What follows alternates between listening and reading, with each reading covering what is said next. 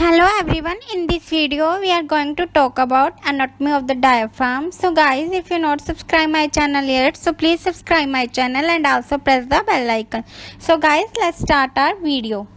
So diaphragm is a thin musculotendinous septum that separates thorax and abdominal cavity, and it is perceived by the structure that passes between the chest and the abdomen. So it separates the thorax and the abdominal cavity.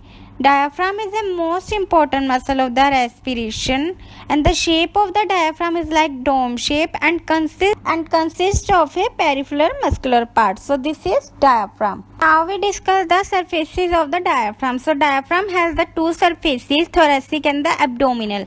The thoracic diaphragm is in direct contact with lungs and pericardium. We discussed that the diaphragm that separate the thorax and abdominal cavity. So the thorax in the upper part, so that's why it is contact with the lung and the pericardium, while the abdominal diaphragm is in direct contact with the liver, stomach and spleen. So these are the surfaces of the diaphragm.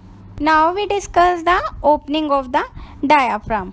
So first one is aortic opening. As you can see on the diagram, there is a aortic opening. So the aortic opening site is posterior to the medial arcuate ligament and the level of is thoracic 12 vertebrae पे इसका जो level होता है, and the structure passing through it aorta, azygous vein and the thoracic duct. So this is the aortic opening in the diaphragm. Now the second opening is esophageal opening. So the esophageal opening that is present at the right crus. As you can see on the diagram, the diaphragm is showing and there is a right crus and the left crus. So on the right crus the esophageal opening is present and the level of it T10, and the structure passing through it esophagus, vagi and the anastomic branch between the left gastric and aortic esophageal artery. So this is the esophageal opening of the diaphragm. Now the third opening is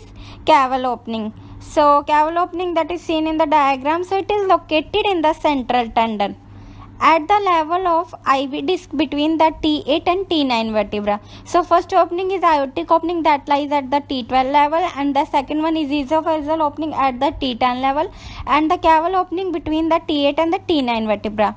During inspiration the opening dilate and widen the IVC. So this is the caval opening, and the structure passing through it inferior vena cava, terminal branch of the right phrenic nerve and the lymphatic vessels. So this is opening of the diaphragm. Now we discuss the origin insertion of the diaphragm. The diaphragm has three parts in its origin. First one is sternal part. Sternal part is for the sternum, costal part is for the ribs and the vertebral part for the vertebra. So first one is sternal part. So the sternal part that arises from the deep surfaces of the xiphoid process. Second one is costal part that arises from the deep surfaces of the lower six rib and the costal cartilages. So sternal part from the xiphoid process and the costal part from the lower six rib, and the vertebral part arises from the, so it have two crus, right crus and the left crus, as you can see on the diagram. So the right crus from the L1, L2, L3 vertebra, and the left crus from the L1 and the L2 vertebra. Now the second one is arcuate ligament. So in the arcuate ligament there are the three ligament: median arcuate ligament, medial arcuate ligament and the lateral arcuate ligament. So this is the origin of the diaphragm. Now the insertion of it. So all the three parts that are inserted into the central tendon, as you can see on the diagram. So it is important you have to learn diagram first. Now we discuss the blood supply of the diaphragm. So the superior surface, that it means thoracic surface, is supplied by the pericardiophrenik musculophrenic artery or from the internal thoracic artery, because we discussed previously as there is a two surfaces, thoracic surfaces and abdominal surfaces. So the thoracic surface blood supply is internal thoracic artery, and inferior surfaces or abdominal surfaces blood supply is from the abdominal aorta and inferior phrenic artery. So this is the blood supply of the diaphragm.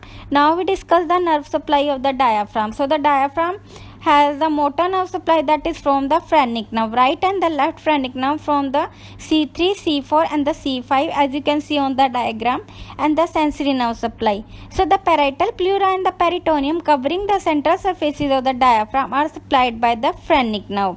The periphery of the diaphragm is supplied by the 6 intercostal nerves. So the central part is supplied by the same as that of the motor nerve supplied by the phrenic nerve, but the periphery is supplied by the 6 intercostal nerves. So this is the nerve supply of the diaphragm. Now we discuss the function of the diaphragm. So diaphragm is the chief muscle of the respiration.